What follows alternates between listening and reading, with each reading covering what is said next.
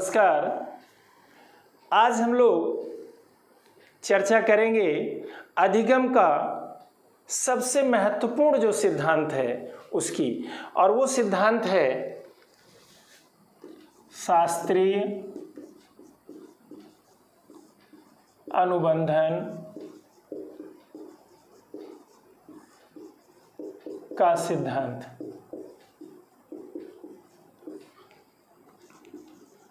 Classical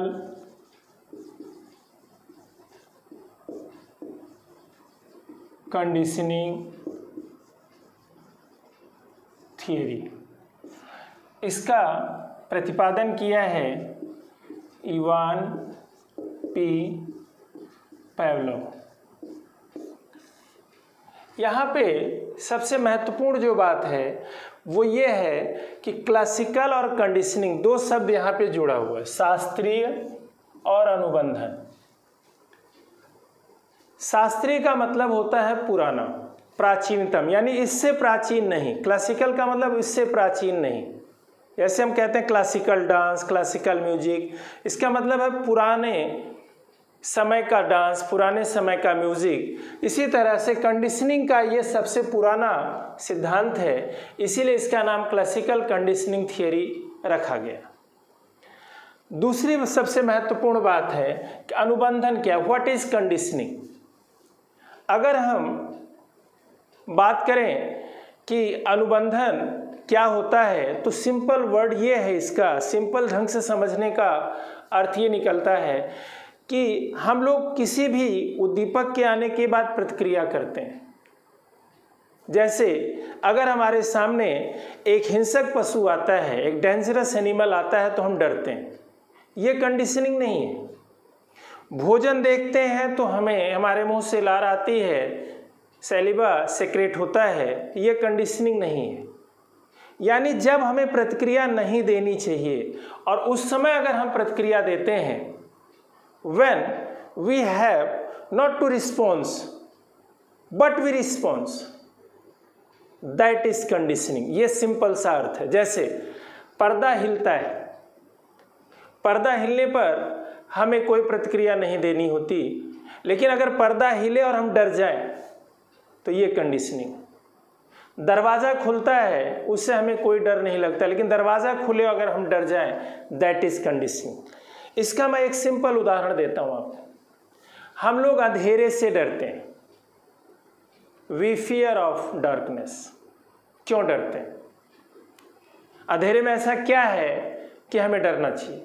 हमें डराया गया, हमारी कंडीशनिंग की गई है। कैसे की गई कंडीशनिंग? जो ही एक बच्चा धीरे धीरे ग्रो करता है, उसको शुरू से बताया जाता है अंधेरा हो गया मत जाओ, अंधेरा हो गया दरवाज़ा बंद कर लो, अंधेरा हो गया चप्पल पहन लो, अंधेरा हो गया लाइट जला लो। तो हमें लगा समथिंग रॉन्ग इन डार्कनेस, अंधेरे में कुछ है। तो ये जो चीज़ है यही कंडीशनिंग। तो जब हम किसी ऐसी चीज़ से पर प्रतिक्रिया देते हैं जिस पर हमें प्रतिक्रिया नहीं देनी चाहिए, जैसे फॉर एग्जांपल देखिए, बहुत सिंपल सा उदाहरण है कि हम विद्यालय में देखते हैं कि घंटी बजती है और बच्चे चले जाते, उनकी कंडीशनिंग हुई है। घंटी बजने से क्या मतलब है?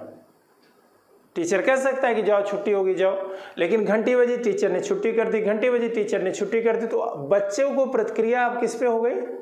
घंटी पर। यानी सिंपल सा अर्थ है, ऐसी कोई भी घटना, ऐसा कोई भी उद्दीपक जिस पर हमें प्रतिक्रिया नहीं देनी चाहिए और फिर भी हम देते हैं, दैट इज कंडीशनिंग। तो आज हम इस सिद्धांत पढ़ेंगे, प्राचीनतम अनुबंधन का सिद्धांत हम पढ़ने जा रहे हैं, और इसको प्रस्तुत किया है इवान पी पावलोव ने, और बहुत इंपॉर्टेंट है, हैबिट फॉर्मेशन के लिए यूज किया जाता है सिद्धांत। देखिए पावलोव ने क्या किया। पावलोव बेसिकली साइकोलॉजिस्ट नहीं है, और इन्होंने डाइजेस्टिव सिस्टम चेक करने के लिए एक कुत्ते का सहारा लिया, और कुत्ते के डाइजेस्टिव सिस्टम को चेक करने के लिए उन्होंने उसके थ्रोट में एक ऑपरेट किया और एक नली लगाई, जिससे जानना चाहते थे कि अगर इसको हम भोजन देते हैं at the presence of food, how much saliva secrets, तो भोजन दिया जाता है तो कितनी मात्रा में सलाइवा निकलती है। लेकिन इनको एक दिन बड़ा आश्चर्य तब हुआ कि जब इन्होंने देखा कि जो नौकर कुत्ते के लिए भोजन लाते थे उनके पैरों की आवाज़ सुनकर कुत्ते के मुंह में लार आ गई, जबकि भोजन देख के लार आनी चाहिए थी। लेकिन इनको लगा कि जो नौकर कुत्ते के लिए भोजन लाते थे उनके पैरों की खट खट खट खट की आवाज़ सुनकर कुत्ते के मुंह में लार आ गई। तो इस उदाहरण के द्वारा, इस घटना के द्वारा इनको यह सिद्धांत देने का विचार बना और इन्होंने ये बहुत ही महत्वपूर्ण सिद्धांत हमें प्रदान किया। तो अब हम बात करते हैं कि क्लासिकल कंडीशनिंग जो थियरी है उसमें कुछ वर्ड यूज़ किए जाते हैं, उसमें कुछ कंसेप्ट यूज़ किए जाते हैं। जब तक हम उसका अर्थ नहीं देखेंगे हम इसको सही ढंग से नहीं समझ सकते। तो इनका अर्थ देखिए क्या है, वो शब्द क्या है। पहला हम बात करते हैं स्टिमुलस, उद्दीपक। अब आप एक एस्पिरेंट से पूछिए जो तैयारी कर रहा है बच्चा, तो कई बार उद्दीपक ही नहीं समझ में आ रहा है। उद्दीपक क्या, व्हाट इज स्टिमुलस। सबसे महत्वपूर्ण प्रश्न है कि ऐसी कोई भी वस्तु, घटना, आवाज जिस पर हम प्रतिक्रिया दे सकते हैं। The object, the matter, the situation, the person over which a person can react, that is stimulus. जैसे लाइट जली और हमने अपने आँख को झपका लिया तो लाइट हमारे लिए उद्दीपक। हमने भोजन देखा और हमारे मुंह से लार आ गई, हमने प्रतिक्रिया दी तो भोजन हमारे लिए उद्दीपक। अब हम बात करते हैं कि जो ये उद्दीपक है इसको पावलोव ने दो भागों में बांटा। पहला इन्होंने बोला यूएस, अनकंडीशन्ड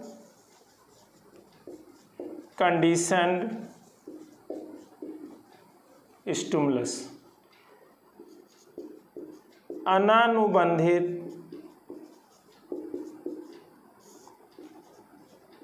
उद्दीपक, या हम कह सकते हैं स्वाभाविक उद्दीपक, नेचुरल स्टिमुलस।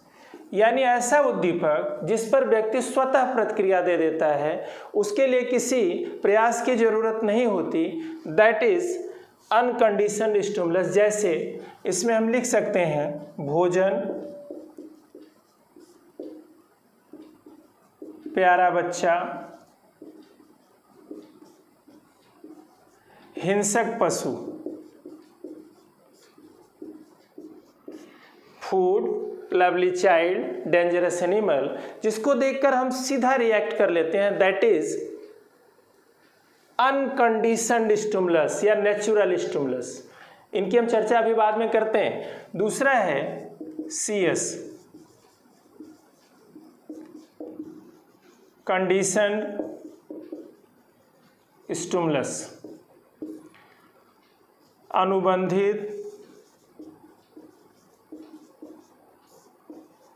उद्दीपक।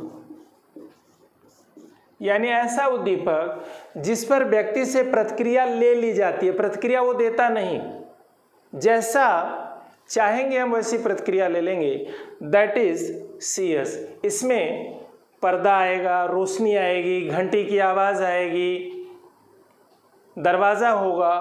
तो इस तरह से हम देखते हैं पर्दा, रोशनी, अंधेरा, घंटी की आवाज़ आदि। पर्दा, रोशनी, curtain, light, darkness, sound of the bell, ये सब आते हैं जिनको हम कहते हैं कंडीशन्ड स्टिमुलस। यानी जैसे हम एक उदाहरण ले लेते हैं पर्दा।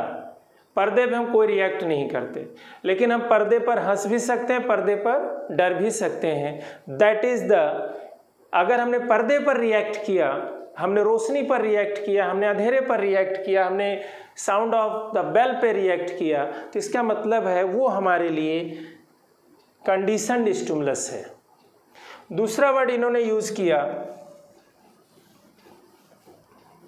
वो यूज किया रिस्पॉन्स, प्रतिक्रिया। प्रतिक्रिया को भी इन्होंने दो भागों में बांटा या दो तरह का बताया। पहला इन्होंने बताया यू आर अनकंडीशन्ड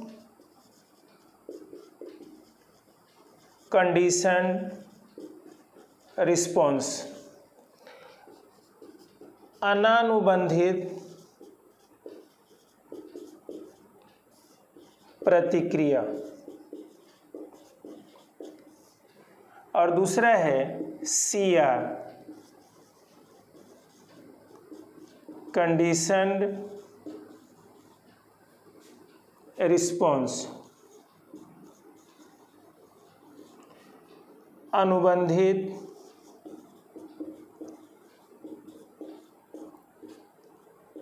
प्रतिक्रिया। देखिए सिंपल सा वर्ड है कि जब व्यक्ति यूएस को देखकर रिएक्ट करता है तो उसको हम कहेंगे यूआर। सबसे बड़ी बात है कि उद्दीपक को देखकर जो भी हमारा प्रतिक्रिया होती है या जो भी हमारा व्यवहार होता है, in the presence of stimulus the behaviour of individual is response. और रिस्पॉन्स हमारा दो तरह का है, यूआर एंड सीआर। अगर हमारे सामने यूएस प्रेजेंट किया जाता है, भोजन, प्यारा बच्चा, हिंसक पशु, और हम रिएक्ट करते हैं at the presence of US, if we react that is UR, and the presence of CS if we react that is CR. CR को हम कहते हैं कि हमारा रिएक्शन ऐसे स्टिमुलस पर है जिसमें हमें प्रतिक्रिया नहीं देनी चाहिए, लेकिन अगर हमने प्रतिक्रिया दिया है तो वही प्रतिक्रिया हमारी सीआर कहलाएगी। अगर हमने भोजन को देखकर लार बहाया है तो वो हमारा यूआर है। अगर हमने घंटी की आवाज़ पर लार बहाया है तो दैट इज सीआर। अब हम बात करते हैं कि अनुबंधन की प्रक्रिया कैसे चलती है। अकॉर्डिंग टू पावलोव, इनको जानना जरूरी था। अब हम देखते हैं कि जो अनुबंधन की प्रक्रिया है वो कैसे चलती है। अनुबंधन की प्रक्रिया, प्रोसेस ऑफ कंडीशनिंग, इसमें 3 स्टेप हैं। अनुबंधन से पहले, अनुबंधन से पहले देखिए, अब हम यहाँ पे एक जिक्र करते हैं कि पावलोव ने क्या किया कि अपने सिद्धांत को प्रतिपादित करने के लिए इन्होंने कुत्ते का सहारा लिया। जिस कुत्ते पर वो एक्सपेरिमेंट कर रहे थे, इन्होंने कुत्ते को भोजन दिया। भोजन देने से पहले इन्होंने घंटी बजाया, घंटी बजा के भोजन दिया, घंटी बजा के भोजन दिया, घंटी बजा के भोजन दिया। This process was repeated again and again. After that इन्होंने सिर्फ घंटी बजाया। तो पहले जब घंटी भोजन कर रहे थे, घंटी बजाने के बाद भोजन दे रहे थे तो कुत्ते के मुंह से लार आ रही थी। बाद में इन्होंने कई बार रिपीट करने के बाद केवल घंटी बजाया और तब देखा कि कुत्ते के मुंह से लार आ गई, यानी घंटी पर लार आ गई। That is the conditioning. और यही एक्सपेरिमेंट करना चाहते थे और यही हम इसमें देखते हैं कि कैसे इन्होंने इसको इम्प्लीमेंट किया। तो अनुबंधन से पहले इन्होंने देखा था कि यूएस यानी भोजन, हम कुत्ते वाला उदाहरण यहाँ पे लेते हैं ताकि समझ आ जाए हमें क्लियरली। तो हमने भोजन दिया, फूड दिया कुत्ते को, या इन्होंने दिया, और उसके मुंह से आ गई यूआर, यानी हम कह सकते हैं लार, स्लाइवा। यानी भोजन को देखकर उसके मुंह से लार आई। ये कंडीशनिंग से पहले की स्थिति थी। अब हम चर्चा करते हैं दूसरे स्टेज की, या दूसरा स्टेप जो था अनुबंधन के दौरान। अनुबंधन के दौरान, ड्यूरिंग कंडीशनिंग। अब कंडीशनिंग हमें करनी है तो हमने क्या किया, या पावलोव ने क्या किया कि पहले दिया CS, फिर दिया US, यानी घंटी की आवाज, और फिर भोजन, और कुत्ते के मुंह से आ गई UR, लार। यहाँ कई बार ये प्रश्न उठता है कि घंटे की आवाज़ और भोजन है, तो फिर आपने UR क्यों लिखा? UR तब तक रहेगा जब तक उस प्रक्रिया में भोजन रहेगा, फूड जब तक रहेगा, जब तक US हमें दिखता रहेगा, और उसके बाद जो रिएक्शन आएगा दैट इज UR। यानी घंटी बजा के भोजन, घंटी बजा के भोजन, यह प्रक्रिया बार बार दोहराई गई और कुत्ते के मुंह से जो लार आई वो अब भी UR कहलाएगी। और ये प्रक्रिया बार बार दोहराने के बाद ये मान लिया गया कि कुत्ते की कंडीशनिंग हो गई। अब टेस्ट किया गया अनुबंधन के बाद, अनुबंधन के बाद आफ्टर कंडीशनिंग क्या किया गया कि सिर्फ CS दिया गया, यानी घंटे की आवाज की गई, और कुत्ते के मुंह से आ गई लार, और वो लार, वो स्लाइवा अब क्या कहलाएगा? CR, क्योंकि अब इस प्रक्रिया में भोजन नहीं है। यही कंडीशनिंग के लिए सबसे महत्वपूर्ण प्रोसेस है जिसको अपनाना पड़ता है कि पहले हमने US दिखाया और हमने देखा रिस्पांस आया, फिर हमने CS और US दोनों को दिया, बार बार दिया, और हमने देखा वही रिस्पांस आया। फिर हमने जो US था यानी जो भोजन था उसको हटा दिया, केवल घंटे की आवाज़ की, और कुत्ते के मुंह से जो लार आई उसको हमने नाम दिया CR, और यही कंडीशनिंग वो करना चाहते थे। अब देखिए एक बहुत बड़ा प्रश्न इसमें आता है कि अनुबंधन के लिए क्या शर्तें हैं, कौन सी ऐसी शर्त है जिसके द्वारा अगर हम एक्सपेरिमेंट करें या कंडीशनिंग करें तो अनुबंधन जल्दी बनेगा या अच्छे से बनेगा। तो देखिए इसमें 2-3 बातें आती हैं जो बहुत इम्पोर्टेंट हैं। पहला तो ये है, पहली शर्त ये है कि हमें CS को US से पहले प्रस्तुत करना चाहिए।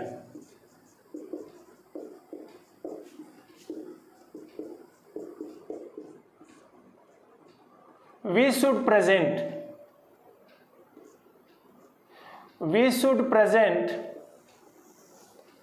CS before US, यानी पहले हम घंटी बजाएं तब भोजन लें, पहले दरवाजा खोलें तब हिंसक पशु को दिखाएं, पहले पर्दा हिलाएं तब हम वहाँ सर्प वगैरह कुछ दिखाएं ताकि डराना। यानी पहले हमें क्या यूज़ करना है? CS।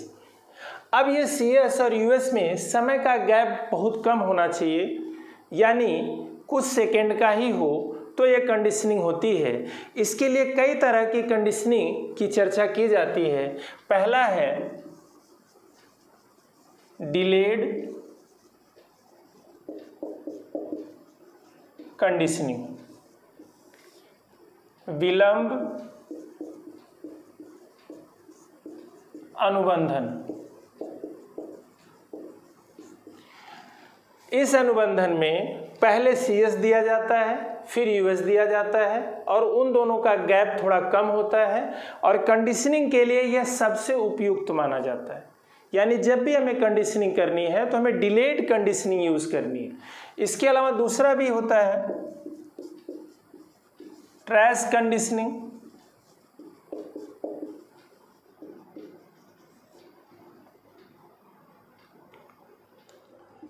इसका मतलब है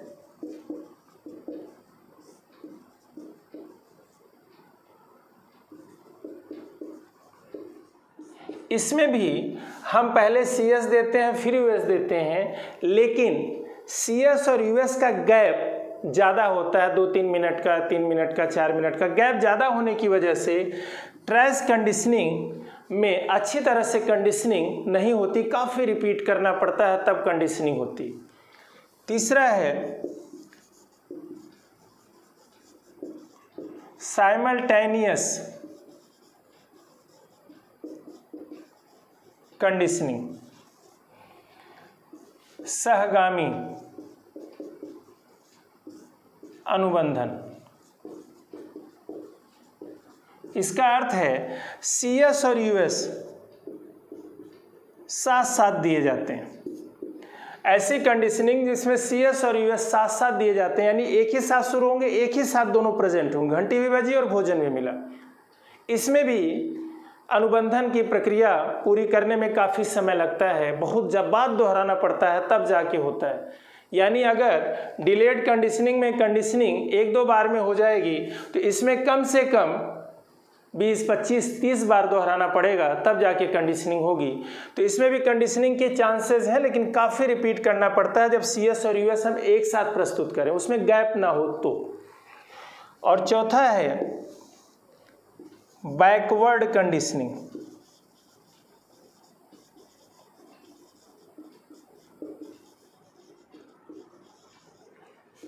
या हम कह सकते हैं पश्चगामी अनुबंधन। पश्चगामी अनुबंधन का मतलब है पहले हमने दे दिया US, फिर हमने दिया CS और हमने कंडीशनिंग करने की कोशिश की। पहले भोजन दे दिया, भोजन कुत्ता करने लगा, उसके बाद घंटी बजाएगी। पहले हमने हिंसक पशु दिखा दिया, फिर दरवाज़ा खोला। पहले हमने सर्प दिखा दिया, बाद में पर्दा हिलाया। यानी US अगर हम पहले दे देते हैं, CS हम बाद में देते हैं, तो इसको हम बैकवर्ड कंडीशनिंग कहते हैं और इसमें कंडीशनिंग होगी ही नहीं, चाहे हम पूरे जीवन इसको रिपीट करते रहें। जैसे पहले हमने बच्चों की छुट्टी कर दी, बाद में घंटी बजाई। तो इस तरह से ये 4 जो कंडीशनिंग की दी गई है, इसमें सबसे इम्पोर्टेंट और सबसे अच्छी जो स्थिति है वो डिलेड कंडीशनिंग है, जिसमें CS और US के बीच का गैप थोड़ा कम होता है और पहले CS दिया जाता है फिर US दिया जाता है। इन दोनों में कंडीशनिंग हो सकती है, लेकिन काफ़ी प्रयास करना पड़ेगा, और लास्ट वाले में कंडीशनिंग होगी ही नहीं। तो कई बार पेपर में आता है कि which types of conditioning is use for better position या बेटर डेवलपमेंट ऑफ कंडीशनिंग, तो हम क्या बोलेंगे, डिलेड कंडीशनिंग। तो पहली शर्त यह है कि हम डिलेड कंडीशनिंग यूज करें। दूसरा है, इसमें दूसरा जो वर्ड यूज होता है वो काफी इंपॉर्टेंट वो भी है, और वो है कि CS प्रभावशाली होना चाहिए।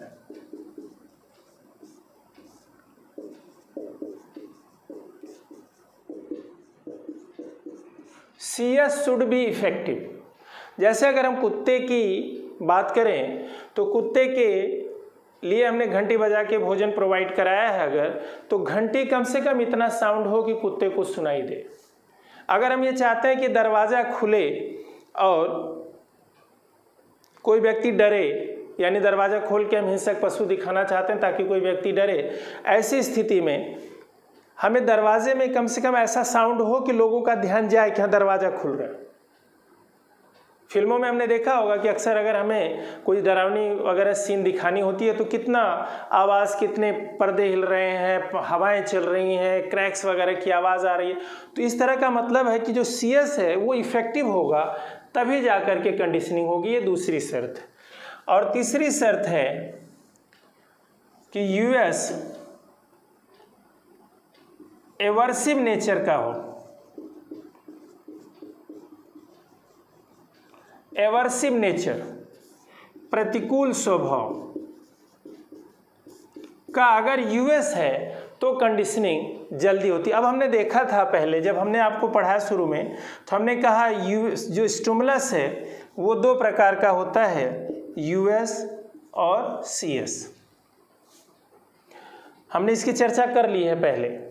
अब हम बता रहे हैं कि जो US है इसको इन्होंने 2 भागों में बांटा। पहला इन्होंने बोला एपिटाइटिव, प्रवृत्त्यात्मक, और दूसरा है एवर्सिव, प्रतिकूलात्मक। अब आप देखिए, एपिटाइटिव का मतलब जो हमारी प्रवृत्ति से संबंधित है। हमने इसमें देखा था प्यारा बच्चा, भोजन, हिंसक पशु, तो उसमें जो डेंजरस चीज़ें हैं, जो हमारे स्वभाव के प्रतिकूल हैं, उसको हम एवर्सिव में रखते हैं, और जो हमारे नेचर के अनुकूल जो चीज़ें हैं उनको हम प्रवृत्त्यात्मक में रखते हैं। जैसे भोजन, फूड, प्यारा बच्चा, आकर्षक दृश्य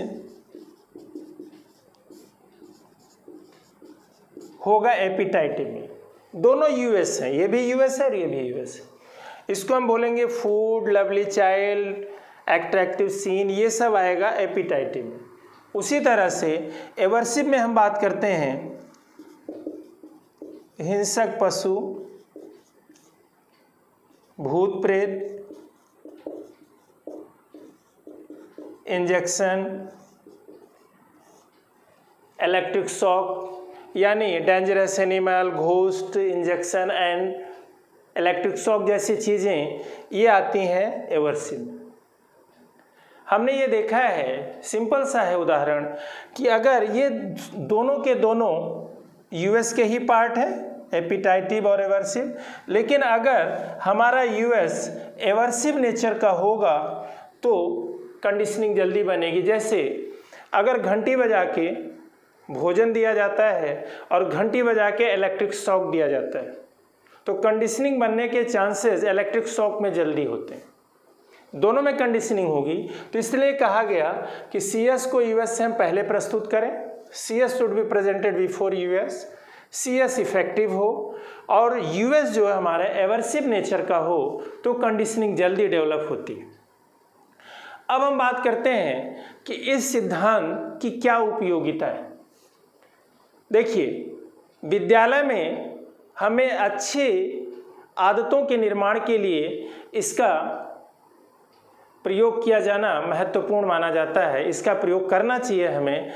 तो हैबिट फॉर्मेशन के लिए हम क्लासिकल कंडीशनिंग थियरी यूज़ करते हैं।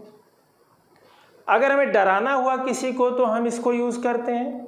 अगर हमें किसी के डर को दूर करना हुआ तो हम यही थियरी यूज़ करते हैं। इसमें 3-4 बातें बहुत महत्वपूर्ण हैं कि हैबिट फॉर्मेशन और डर पैदा करना है, डेवलप फियर एंड हम कह सकते हैं इरेडिकेट फियर। तो ये 2-3 बातों के लिए बहुत महत्वपूर्ण माना जाता है। इसमें 2 कंसेप्ट बहुत अच्छे दिए जाते हैं क्लासिकल कंडीशनिंग में, उसका जिक्र करना बहुत ज़रूरी है यहाँ पे, और वो है, देखिए, पहला है सीखी हुई विवस्था, लर्न हेल्पलेसनेस।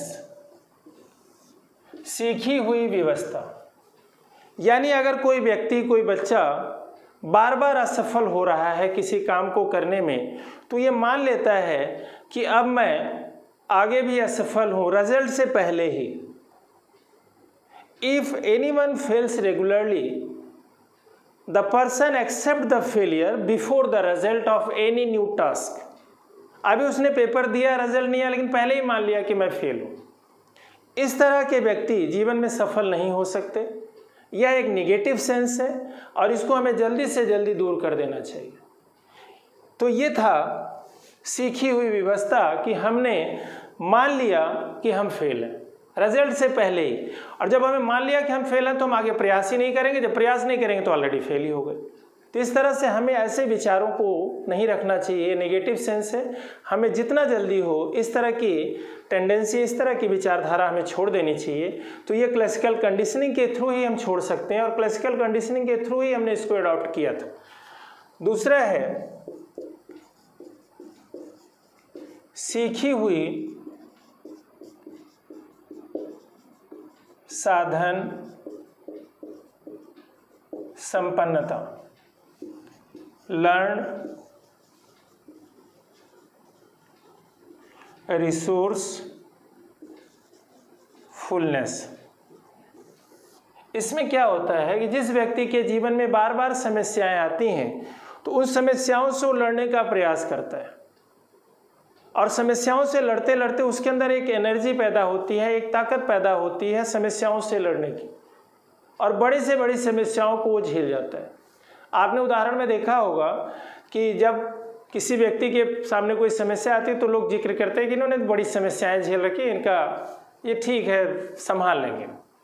और जिन्होंने कोई समस्या नहीं देखी है वो धराशायी हो जाते हैं। फॉर एग्जांपल, एक व्यक्ति है जो एसी में रहता है, एसी कार से चलता है, कभी पैदल नहीं चला, और अगर उसकी कार बिगड़ गई और संयोग से वहाँ कोई साधन नहीं है, उसको 10-5 मिनट भी पैदल चलना पड़ा तो उसको काफ़ी पसीना आ जाएगा, काफ़ी दिक्कतें हो जाएंगी।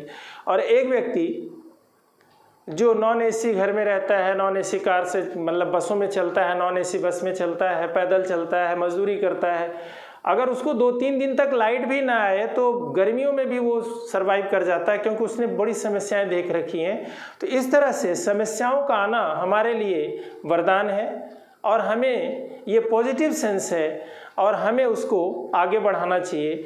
यानी लर्नड हेल्पलेसनेस एक निगेटिव सेंस डेवलप करता है और हमें इसको नहीं डेवलप करना चाहिए, हमें इसको भूल जाना चाहिए, छोड़ देना चाहिए।